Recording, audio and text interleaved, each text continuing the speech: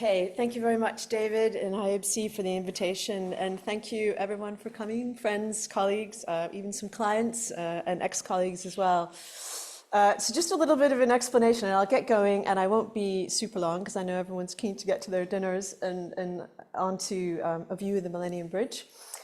So just a little, as I say, explanation of the title. And what we are all familiar with, at least in the building industry, is the idea of a red line around a project boundary.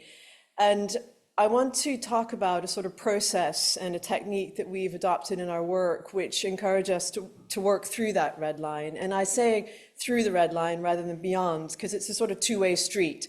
We're trying to look through to benefit or find opportunities or influences external to the site, but also benefit from those coming back into the site. And I think being aware of the importance of looking outward and also inward. And I'm going to tell a sort of, through a series of examples and stories and some of our work, some explanation about that title. And I'm going to start with this book, Design with Nature.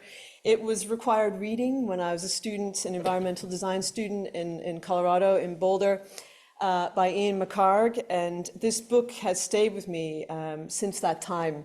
And he's Scottish, Ian McHarg, or was Scottish, and he made a comparison in the beginning of the book about the Firth of Clyde and Glasgow, and he describes Glasgow as a memorial to an inordinate capacity to create ugliness. And he thought, how do we, through our design thinking and our processes and approaches, do less damage than we sometimes do? And he has a real go at motorways and the impact. And this is an image of the Embarcadero in San Francisco when it was built and operating, this kind of great celebration of cars. But what it did is create an incredible divide between the center of San Francisco and the waterfront. And there were so many examples of this kind of what the highway engineers thought was a good idea to do to cities. And often it destroyed communities and had an incredible impact, as I say, in that division, but also in the footprint that it created across the city. And there are so many examples. Those of San Francisco, this is Seattle. Again, this great slash through the city between its relationship between downtown and the water. And thankfully, in this case, Mother Nature helped in the removal of the Embarcadero through an earthquake. And it wasn't reinstated after this damage. And another bit of a hero of mine, Jane Jacobs, campaigned against Robert Moses and politics in Manhattan to prevent another version of what would have been a terrible slash through the lower Manhattan with this terrible highway. And she was really interested in protecting communities and society and cultural diversity and engagement, and recognized the impact that something like this roadway could have. But rather than leave things to chance or earthquakes or campaigners like Jane Jacobs, Ian McHarg was quite keen to develop a system. And in fact, he ended up at Penn, where I also studied, and he engaged with his students to help develop this system, where he did this incredibly rigorous mapping of regions or places. And this is actually, all these maps are of Washington, DC. And if you know it, well, there's the Dulles Airport, which is the primary airport serving Washington, DC. But what you don't see is the urban side of this, but you see all the sort of geographical constraints and provision in water and air and habitat associated with that city. And he expanded on this. He looked at geography, but he also looked at things like historic value, scenic value, recreation, water, forest, wildlife, and mapping all of these things, overlaying them, and then looking for patterns about where to build the best things for the high value and the worst things that have the sort of low value and the potential for destruction. And also quite interesting, he went into health-related things to do with how we live, what disease we might be suffering from, and he looked for patterns there, and also incidents of crime, drug addiction, and as well as what he called ethnic distribution and sort of cultural patterns. So all through the mapping of huge places, looking much further than what would be a sort of nominal red line. And because he could see that these things totally ignored red lines and just moved smoothly or not smoothly across these lines, and we couldn't afford to ignore them just because of the constraints associated with ownership or land boundaries. And here's a little example of what he was trying to prevent, apart from motorways being built. He had a real issue with sprawl, which again is very prevalent in the States. And if they'd taken a different approach, perhaps the image on the right would have been better planned. So I took this experience from Boulder and I actually went to work for Wallace Roberts Todd and McHarg, which is a company that Ian McHarg co-founded, and they were spread across the US, but I joined the office in San Diego, and I was able to sort of realize this system or this approach by joining the team that looked at the Mission Bay. And it's a big water inlet associated with San Diego, right in the center of the city. The downtown is to the lower right, and all the sort of beach communities up to La Jolla on the left going along the Pacific. And in its natural state, it was a huge marshy wetland that helped do all sorts of positive things for the development of San Diego. But over time, they couldn't resist the sort of land value and real estate value of the water's edge and the kind of leisure associated with the bay. And they made it more and more artificial so that it became a sort of man-made entity. And it looked like this when I joined the team in the 90s. And you can see it really became, it was kind of a sort of dead environment. Even though it was along the coast, there was no evidence of any life in the water. It was really filled with petrol from all the petrol type water boats and vessels driven around it. And there was, yes, it had great high value real estate, but there was this sort of realization that perhaps they had attracted wider problems by removing this natural wetland, not just in land values and the death of any kind of habitat in the water, but they were having all sorts of trouble with foul runoff and flooding issues associated in communities around here. And they'd sort of underestimated all the positive work that the wetland and marshland of Mission Bay was doing for the city. And so we got involved in this mapping of all the sort of inflow of water, the quality of the air, the quality of the communities, the land values, and did this exercise that McHarg had developed in that book and with the students at Penn, and superimposed it on Mission Bay. And it had enough sort of validity at that time that they've become, and it's still ongoing. I was really pleased to see 20 odd years later, this rewilding of Mission Bay. And it's not just to sort of, I say just, but it's restoring the wetland and the marshland, but it's actually reinforced and kind of celebrated a better form of leisure associated with that habitat and wetlands rather than that sort of artificial edge. So there's an example more of what it's like today, coexisting more happily. So that's a sort of basis of how I got to this approach of working through a red line. But there's another definition to a red line, and this is more around the breaking point. And this is associated with petrol-driven engines. And the image on the left, the tachometer, measures the RPMs of an engine. And they call it, when you enter into the red line, it means you're pushing the capacity of the engine, and perhaps into a point where it's no longer good for the vehicle. But there's a sort of another entity that says, it's a good thing, push into the red line, you're being quite courageous, and perhaps you're cleaning out the engine, you're getting rid of the muck and the cobwebs, and it can be, in bursts, quite a positive thing. And with that, I'm going to talk about the Millennium Bridge, because I feel like, and I can get it out early, that project was a bit like breaking through the red line. And I think that the people in the early days really had that sort of bravery about them to feel that, that they could push with courage through that red line. And there's a little image of Sophie Laborva, exceptional engineer at Arup, and myself standing in front of a reel of one of the lock coil cables for the Millennium Bridge in our version of a Brunel. And look, there were lots of breaking points, and perhaps my own was joining Foster's. This was the first project I worked on, and it was quite an unusual team with a lot of close work with Norman, and I'm looking at my colleagues, but it was a bit, you can't, it's not for the faint-hearted, I would say, working so closely with Norman and Sir Anthony Caro and Sir Jack Zuntz and all these other heavyweights in the world, and it was quite an eye-opener for me to join that team, and I'm probably there trying to defend some sort of decision that we'd taken on the bridge, looking rather pensive. But there were so many breaking points, as you know, and the other one was the unbelievable opposition to the bridge being built. And this was quite a surprise for me. I just freshly moved to London, and there was a real sort of curiosity and surprise that they would even consider, as the City of London, to joining Southwark. You know, what would be the possible benefit in forming this connection? And do we really want to invite a better connectivity between these two boroughs? And I'm not joking, this was really talked to me about in these endless consultation events that we did. And it was so tricky to push through all this. We ended up in the Court of Common Council in the Guildhall in the City of London. And this is not a typical sort of milestone for a project in the Corporation of London. And we had to witness them all standing up, talking about it, all the councillors. And one famously stood up and said, "Over my dead body would this bridge be built?" And we all sort of sat there hanging onto the chairs waiting for the vote. But, you know, it went our way. And incredibly, we built it. And this is one of the views that the Corporation of London were very worried about losing.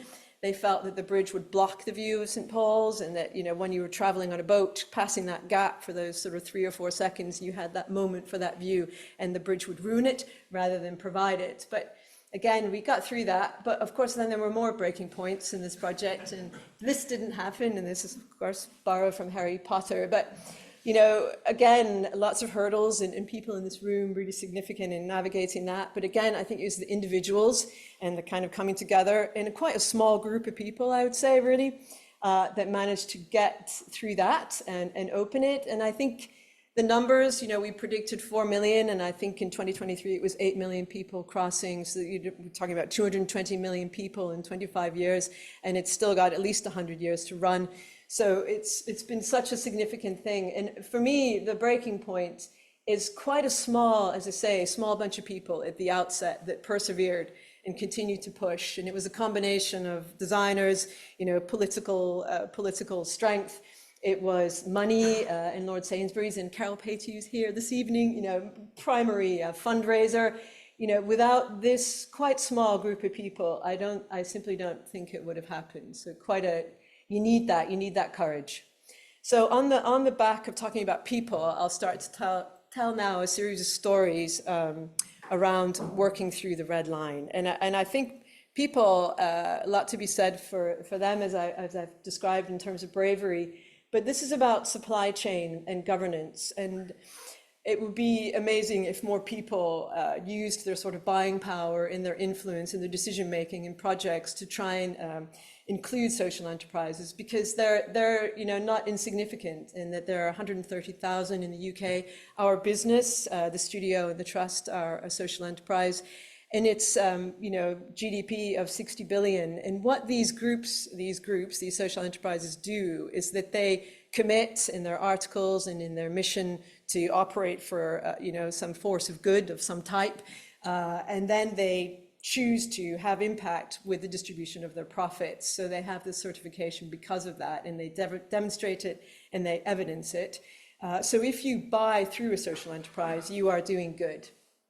And there are lots of big corporates who have committed to this. They're dedicating significant amounts of money to run through these social enterprises if they're less able themselves to have positive impact.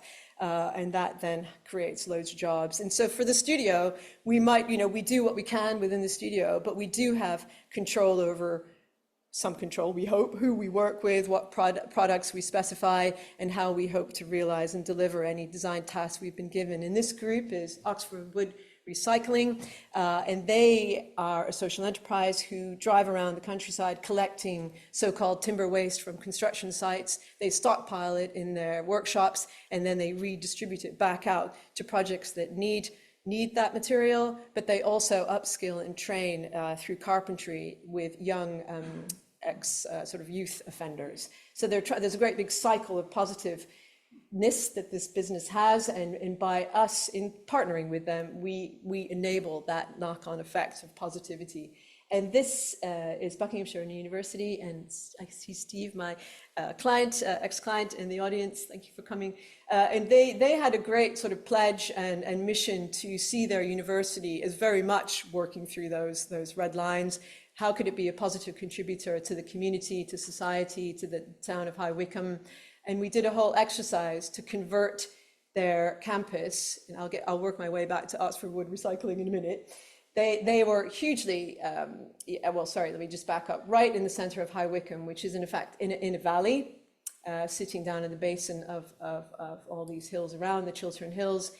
They've committed to this pledge. They wanted to work through the transition of what is a really very much a hardscaped campus and see if they could, through the transition of increased habitat and biodiversity, perhaps ease the burden of a flood risk that the town of High Wycombe is at risk of. And this is all the immediate community nearby and the old heritage town and small church, and this is the red line of the campus. And you can see it's all prone to flooding, but if they became a great big sponge through the transition to a softer landscape, they could have a much wider contribution to this community.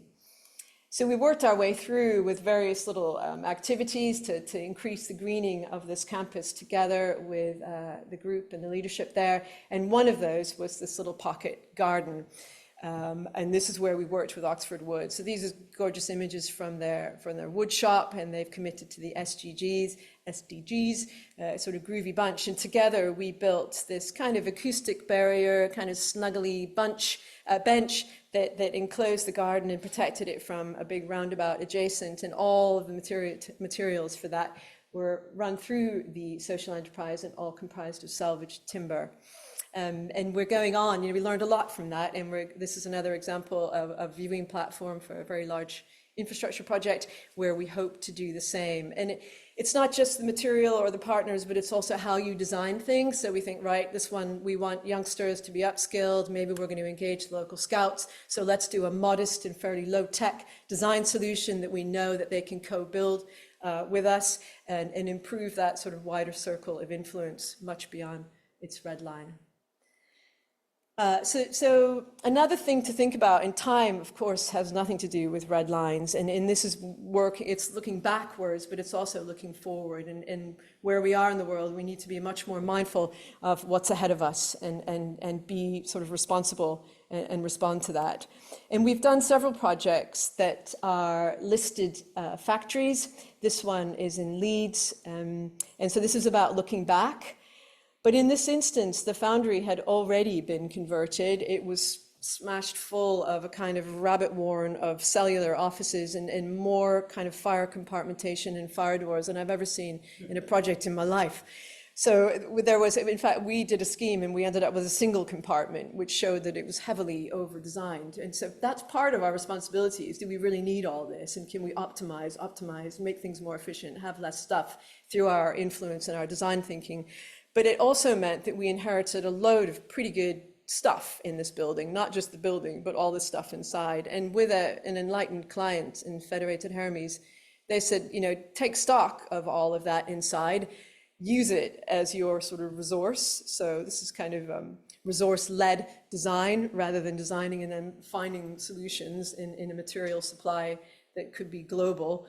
We set out to design a response which used as much of this existing stuff as is possible. And it's a sort of flipping design thinking on its head and taking that as our source.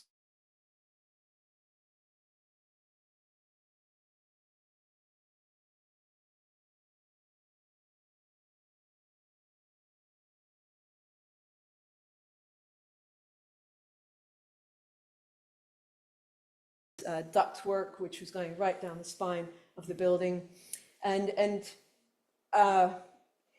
just this. So this is then, and we're inheriting and we're thinking about what came before us, but then we're thinking, right, what's ahead, and how do we design this so that yes, it might suit a commercial need at the moment or a tenant that needs 500 desks, but what might it have to cope with over time that would not, necessitate such a massive strip out of all of this clutter that we've put indoors. And so we tested, again, with the request of the client, how the building could be split for different tenant scenarios, how you could move things around more easily, what's fixed for 50 years and what's fixed for 10, and how you make these buildings more adaptable over time, and sort of future-proofed, really stressed and tested the future-proofness of the scheme also. So that was a sort of vision, and that's progressing soon, we hope. And then another scheme, back to Steve, I can't help but name you a client on that one as well. This is Brunel, back to the world of Brunel. This was a Brunel engine shed in High Wycombe. All also some level of improvement when we came to the project, but it hadn't been finished, the envelope was unfinished, and the Cat A and B internally not done at all. And we came on board to think, okay, how do we respond to what we've received, future-proof for the future, maintain the sort of natural character of the building, but also with the client's sort of mission, stitch in a high demand of sustainability certification for the scheme. And so they wanted a SCA Gold, which is a certification associated with fit out, and we did achieve that on this scheme. And I can say, you know, on a pretty lean budget with a pretty tight time frame and high sustainability credentials. And it was through sourcing of responsible materials, using secondhand where we could, that you can again choose achieve these things. And it's great evidencing when people talk about sustainability as being more expensive. The more we can do of these, the more able we are to evidence it. And that's an image of it finished with the Cat A and B inside. And in this instance, I didn't talk about it, but the previous scheme, we integrated, well, I mentioned briefly, these chimneys on the roof that aid that natural ventilation, and they're mixed mode, so they take the heat on the outgoing and bring it back inboard. This heritage officer, this is also listed, they're a bit less enlightened. Dare I say, they were not keen to integrate chimneys, but we did integrate it into these sort of opening censored windows across the facade, so we can still have that mixed mode ventilation integrated in the scheme. And it's great to see the sort of heritage industry coming along and recognizing the importance of more flexibility and adaptability around these important topics. Just a word on ugly, because those are two quite beautiful, and sorry, Ealing, to call it ugly, but it is sort of quite lovely saving the heritage buildings, which are deemed to have huge value and they're protected. But there are an awful lot of buildings that we, through fashion or whatever, you know, our training, find these buildings quite ugly.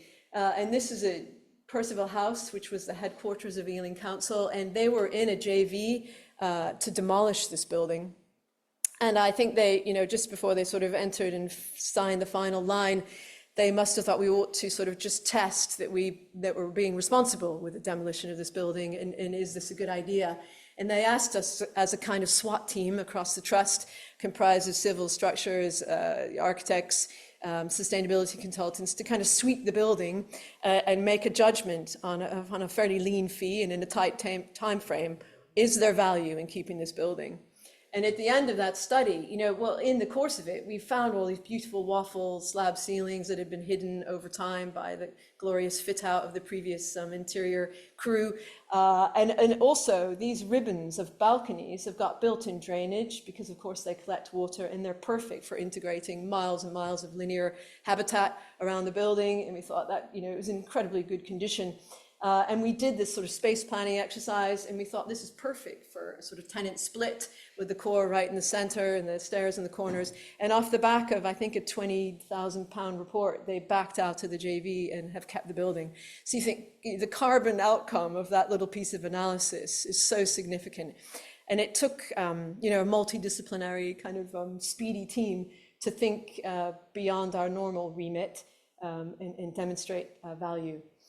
And just another thing around time, because I think we're going to get, I sit on a strategic design panel of national highways, and we keep being told that the future of national highways is going to be in fixing existing assets. And I think we're all going to have to get more accustomed to fixing these sorts of assets rather than building new.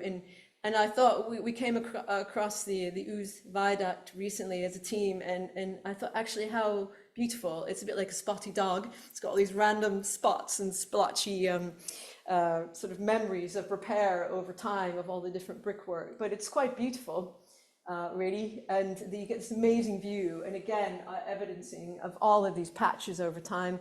And I don't think any of them were, you know, heavily thought about or designed, that's for sure. But it has a kind of nice quality. And I think if we can change behaviors and expectations to sort of see value in the patch, that will help us all, I think. So I've got to talk a bit about stuff and really carbon, I suppose. And there are two reports that I want to sort of share here. And I came to the launch of this important report here a couple of weeks ago. And this looks at the role of scrap steel in terms of how much value and how much material there will be there through scrap that will enable the supply of steel going forward. And I think it rightly so focused and zeroed in on scrap, how much, and then how on earth were we going to meet the demand. And the demand is such that scrap will only meet a third of the demand of global forecasted steel production, at which point the report really zeroed in on the decarbonization of the production of new steel. But at the same time, I picked up on this little piece of information or data inside the report that sort of blew my mind. It said that, global scrap consumption, 650 million tons, a third of the level of demand. Currently, half of the total quantity of scrap is what they call pre-consumer, which means that half of the 650 million tons never even reaches a project. So it's sitting as waste on the factory floor. It's been subjected to error or mistake, and it's junked and it's put back into the bin to be recycled. But I thought surely there's something that we could be doing to reduce that unbelievable statistic around the fact that half of it never reaches where it's meant to be. And for that, I want to talk about the AVA bridge, which colleagues have worked on, which is a sort of hyper efficient stainless steel bridge built for Network Rail through innovation funds to deal with their need for fully accessible crossings. And I have to say, I don't know much about this project, so if you've got any questions, these people are in the room, or some of these people are in the room, and I will immediately direct the question to them. But what I do know is that it was designed to be hyper efficient and tackle that pre-consumer phase of steel use. And how do you, in the cookie cutting of shapes for your folded plates, minimize the waste? And that was by working very closely with fabricators, and these kind of cross relationships are really important in making things better. And there's an image of the prototype. And another important report around stuff, again, which colleagues produced, is steel reuse in bridges. And I had a kind of technical advisor role on this, and I was really happy to sort of watch the evolution of this report that really went after not scrap, but steel, perfectly useful and usable sections of steel. Well, in fact, it looked at different things, but one of them was looking at useful bits of steel that are coming out of buildings. And I guess by that what I mean is that I think 90% of steel waste that's coming out of projects is melted down.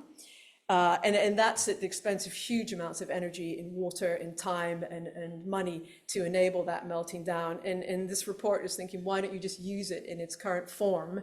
And shouldn't we be pursuing that or investigating that at least? And this is this unbelievable 90% being melted down statistic. And there are just a couple things on this page. I don't mean for you to read it all, but this, on the left, looking at the comparison, between new steel recycled and reused, 1750 kg per ton, 330 and 30. So if we reuse it, you're already ahead of the game in regards carbon. But also, with the volatility in the markets and global supply chains, is it going to be beneficial to tap into that existing stuff rather than buy new where the price goes up? And finally, we are a bunch of baddies in terms of the amount of construction waste that we produce through our industry. Those being the three key points. So we had an opportunity to test the ethos of the report, and we submitted to the low carbon footbridge competition. It was anonymous at this point. And we thought, right, let's do a scheme, not in timber. I know that's seen to be low carbon, but we're mindful of the habitat loss associated with timber, the fact that the UK doesn't grow enough timber. I'm not having a dig at the timber schemes, but we thought, how do we instead, let's leave that one and let's drill into this amount of resource which exists and see if it's possible to do a resource-led response that looks at all the steel sections that are piled up at Cleveland Yard and turn a scheme to make use of those. And it wasn't just the steel. We looked at spoil, which I think is quite a bizarre word for highly valuable earth and soil, which is in surplus, and steel itself, steel flats, timber, and also pavers for the ramps at either end. And the timber and paver sort of secondhand market is really quite established and sophisticated. So we just need to grab on and ride that trajectory and do the same with steel. So this bridge, as I say, all the sort of thinking behind the detailing was to respond to these sections that we knew were readily available. And we knew we would come up against some critical interrogation around, was the supply chain reliable? Was it decent enough? Was the product going to be good enough? And who was stockpiling it? And we did all that research. And then we designed a little sort of module-based or unit-based or cassette-based response that capitalized, as I say, on these sections and also could be repeatable, because we had enough confidence through that analysis to say that this is going to continue to be a stream of useful small eye sections and folded plates and angles, and that generated the scheme. But in another aspect, there's always another thing to be thinking about that we want to be improving on, and I just draw your attention to this little cross section in the lower left. The thing about bridges is that they often attract, because of the height and the clearance required to get over the roadway and protect the traffic and don't create a sort of barrier to all of that smooth flowing, you end up quite elevated relative to the ground plane when you reach the other side. And you then have to put in these great long ramps. And you want the sort of most inclusive and engaging and welcoming and safe proposal. And by making the deck as slender as we possibly could, you get that bridge closer and closer to the ground, even before you started thinking about the ramp. And that's another side, a sort of parallel intent in our thinking, was to reduce that deck depth. And then we still end up with quite a significant ramp, but it would be significantly longer if we'd gone with a different superstructure. So an important aspect. And it's not just that, I talked about the sort of safety and this feeling of inclusivity, but of course, the bigger the ramp, the more likely chance you will be that you're destroying some of the woodland and habitat and natural landscape as you land your sort of spacecraft of a ramp on the abutment. So again, we were trying to minimize that, because in fact, in this competition, it was a heavily wooded terminus on the side that we were landing in, full of all kinds of bike trails and fun. So I guess the ultimate way to break through the red line is to not have a red line at all. And so you think about what you're doing as a sort of product, and you think about yourselves producing multiples, and are we kind of great big product designers, or designers of great big products? And this is an example of us moving into a sort of product design thinking. And we entered, again, an anonymous competition that National Highways put on to redesign roadway gantries. And I confess I didn't know anything about gantries when we entered this competition. But it felt a bit like a bridge, and we thought, well, we can surely improve on what we could see around us, which is the current state of gantries in the UK. Which are vast and have been influenced by access requirements and worries and all sorts of manner of different collections of signage. And so we set out to create a sort of family. This is a competition. We went into the competition with a family which looked at the suite of different sizes, and imagine that you'd have a continuity of language in the roadscape as well, and think about the sort of system associated with signs and stuff that gets fixed onto them as well. And we won the competition, and they actually employed us, which doesn't always happen with competitions, to continue with the idea. And we developed the baby gantry, or the MS4, initially for National Highways, which you can see here.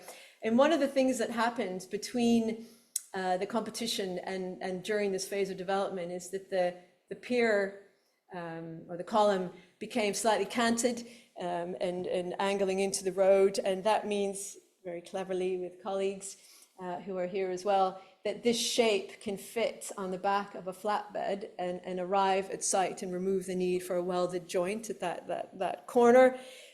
But also all the access, when you're a person in maintenance and you're going up a vertical column, you've got to travel in one of these kind of huge, very gruesome tubes at the side of the pier. And by putting it on a slight angle, it was then categorized as a stair. And a stair doesn't need that massive tube. It just gets this very subtle little rung and a little grab bar either side. And suddenly we've got less stuff, less clutter, and less carbon, and less things to maintain and go wrong just by that little move. And I guess it had a sort of knock-on effect that we hadn't quite realized in our design thinking around benefits.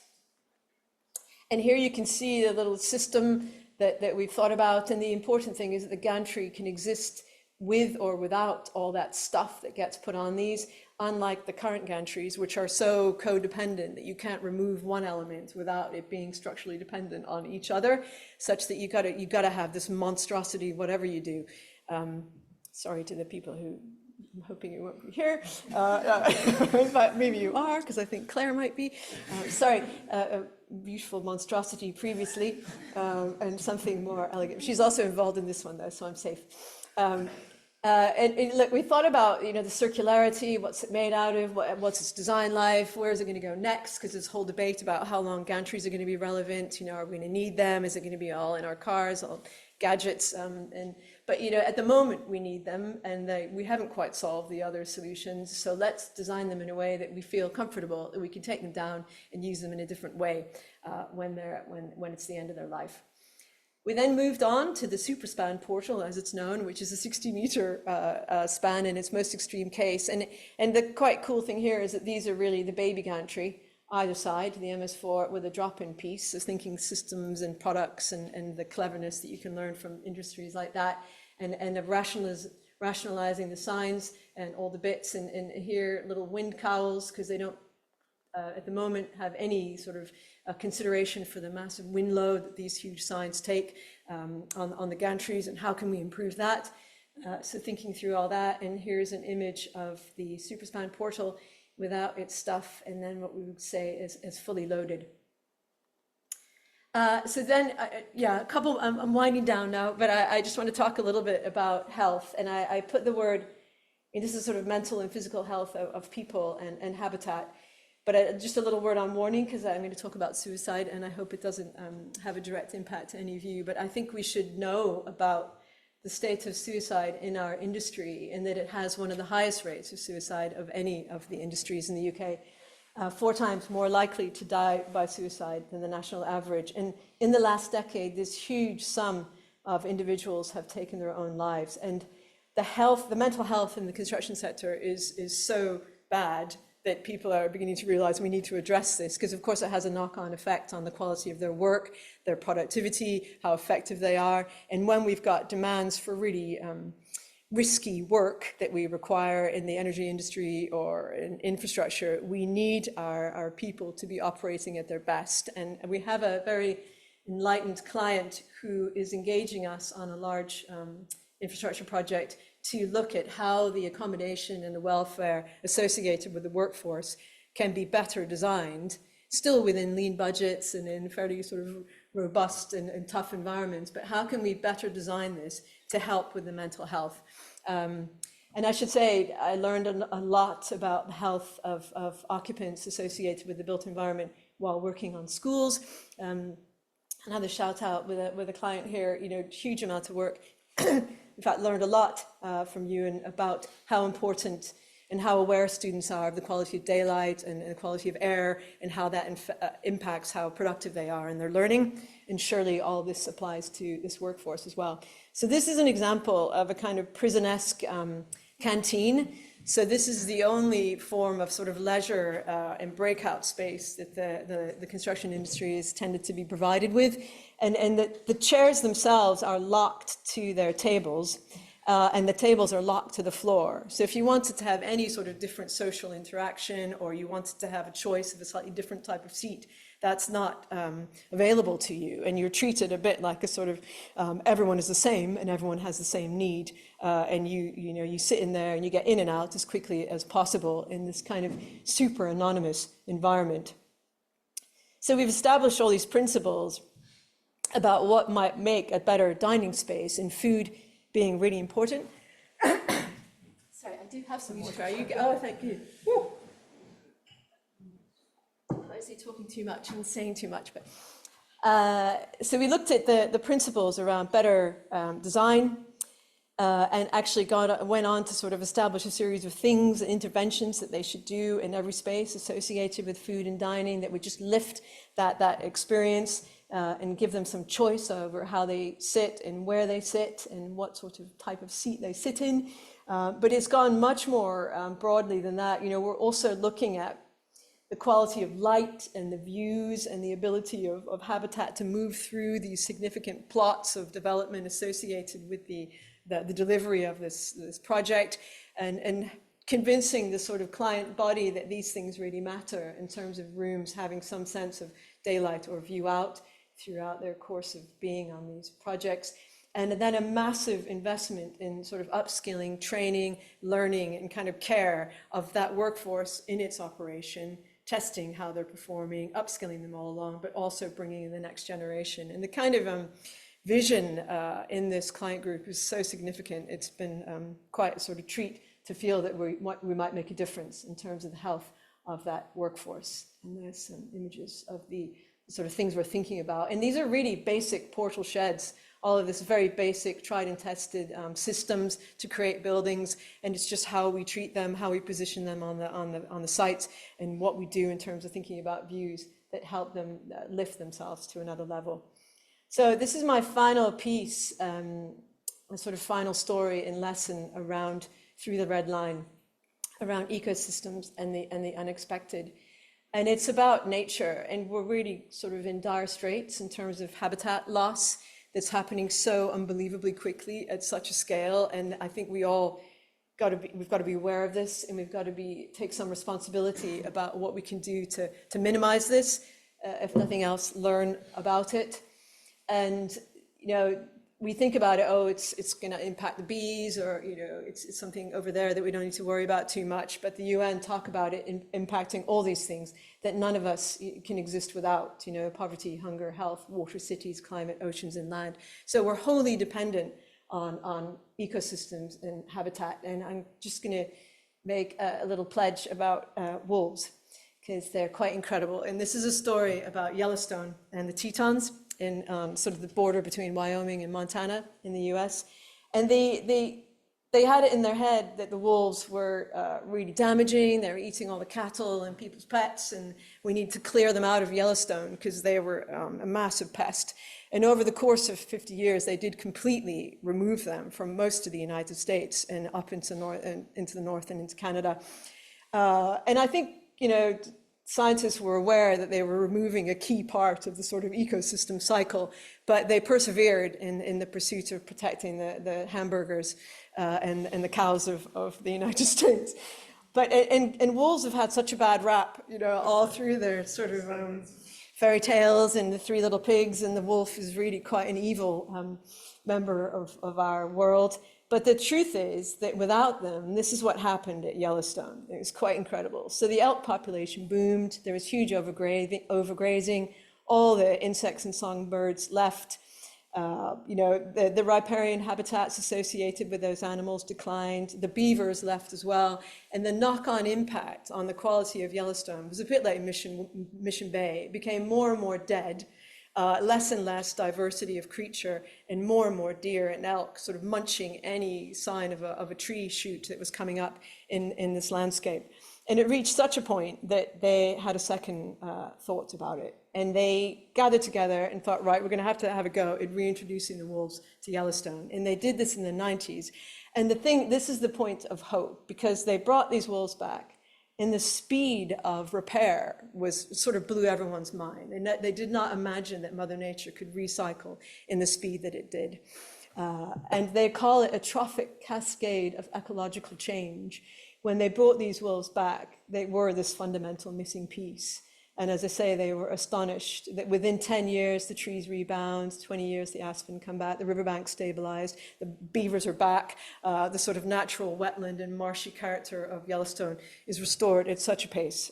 It's quite hopeful. And here's an image here. But it's not a get out clause to say, it's going to be quick return. We can keep trashing the place and Mother Nature will come back and do a quick restoration. Because I think we were quite lucky there. And of course, it's in Yellowstone, and much of our world is not an equivalent of that. And we need to take care. So I'm going to end on this quote borrowed from Carl Sagan. Anything else you're interested in is not going to happen if you can't breathe the air and drink the water.